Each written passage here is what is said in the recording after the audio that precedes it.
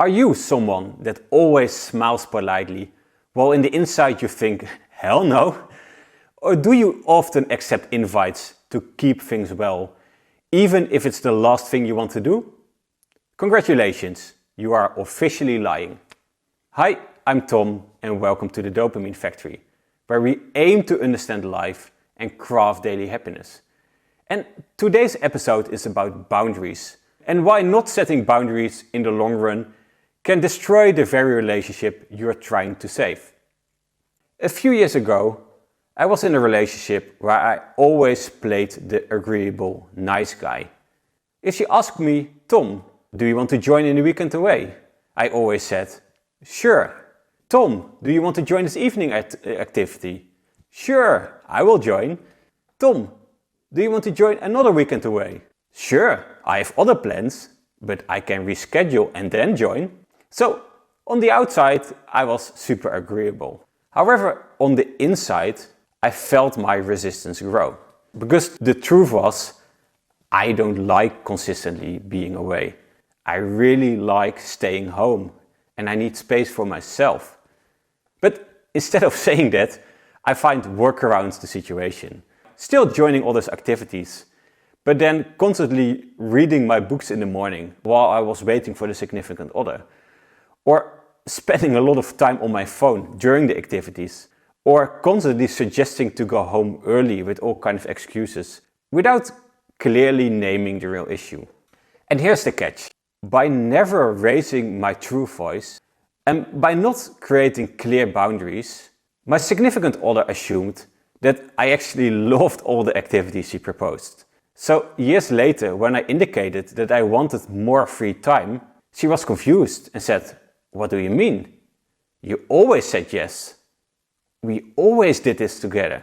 And while I must say that pushing back was also quite hard at the time, she was right. By me avoiding discomfort early, I had created a bigger problem later on. And later on I realized that I have not been fully honest and that I had not lied with words, but that I lied by staying silent. Think of a relationship like a house. And one day you noticed a leak in the roof. But instead of fixing it, you put a bucket underneath. And for sure it works for a while. But somehow the leak keeps on dripping. And over time the water spreads. And the longer it takes, the more the whole structure weakens. And years later, suddenly the full roof collapses. From something that actually could have been easily fixed in the beginning by one single repair. And this is what you do by not setting boundaries. And while avoidance feels safe in the moment, it only makes the eventual collapse more painful. So why is not putting boundaries in place and staying silent often so destructive? Firstly, there's the concept of cognitive dissonance, which describes that when you act fine but feel hurt in the inside, you basically split yourself in two, which does not only create tension within yourself and your relationship, but also impacts your confidence, because who are you? Secondly, there's the boundary theory, which describes that when you don't state your limits, people cross them unknowingly, and while you then might feel resentful afterwards, they feel blindsided. And thirdly, there's the theory of social reciprocity. If you never share your frustrations, others will assume all is well. So when you then finally snap, it feels for others like out of nowhere. Summarizing, being always agreeable doesn't protect your connection with others, it erodes it. And over time, not speaking up becomes its own form of lying. To assess if we are not over-pleasing and to provide a foundation for more healthy boundaries and relationships, we have developed a simple self-assessment where we can map our inner and our outer self on two simple questions. Question number 1, am I honest with myself? Question number 2, am I honest with other people? Which gives us then 4 different states. State number 1 is alignment. And this is when you're honest on the inside and the outside. And this is basically when you know your truth and share it, potentially creating some short-term friction, but also building trust in your relationships. And examples of this are, for example, telling your partner that you need some more time for yourself. State number 2 is resentment. And this is when you're honest on the inside and stay silent on the outside.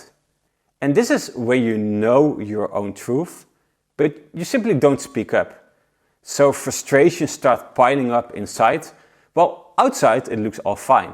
A good example of this is playing along in an unhappy relationship until it all internally explodes. State number 3 is chaos. And this is when you have a clarity on the inside, but you try to be honest on the outside. And this is just a messy, chaotic situation. And an example of this is, for example, that you tell your significant other that she's not making you happy, while you actually barely know how to make yourself happy. So first do the internal work. And then the last state is detachment. And this is when you have clarity on the inside and stay silent on the outside. And this is the full dead zone. Since you don't know what you want, you cannot communicate what you want, you're just drifting along. An example of this is just staying in a relationship out of habit, not out of love. And looking at the above categories, please map yourself. Basically, only alignment is where you're honest to yourself and to others. And it's the space where you strengthen your relationships. In every other category, guy, girl, you need to do better. Because you're slowly undermining your own relationship. So why does this matter so much? What all of the previous means is that not setting boundaries doesn't protect love and your relationship. It poisons it. Slowly, silently, and from the inside out. Which is not fair to yourself and others. Because they never ask you to betray yourself. You did that on your own. You're the one not speaking up.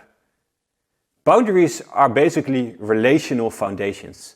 And without them, the structure of your relationships eventually crumble. So we need to do better and need to learn to be more honest and communicate that. Because without that, we are blowing things up. And to get better on the inside and the outside, I defined a 5-step approach. Firstly, get clarity on the inside. And ask yourself, what am I really feeling? And what do I really need? Do the inner work. Secondly, write it down. Only by writing things down and to iterate on your own thoughts, most people can truly figure out what they want. And then thirdly, practice one sentence of honesty, like, I need more quiet time, or I felt hurt when this happened, or I've been quiet, but I want to be honest now. And make the step to just say the sentence, just do it. And then fourthly, detach from being right. All of this is not about winning, it's about you being truthful. And sharing what you feel and want. And only by doing this, you can build good relationships. And then lastly, always remember your leaks and keep on fixing them. It's human behavior to get used to new situations, even if things get worse. I mean, just look at the state of many people's relationships or houses, if you want. Don't be such a person and do your renovation when you still can. So, now over to you. What are areas in your life where you keep saying yes while you actually mean no? Just let me know in the comments. And if you made it this far, please like and subscribe, because this is the way to make the channel grow, and it's also your unique chance to still give me a small spike of dopamine today. Thank you for watching. Much love. Tom.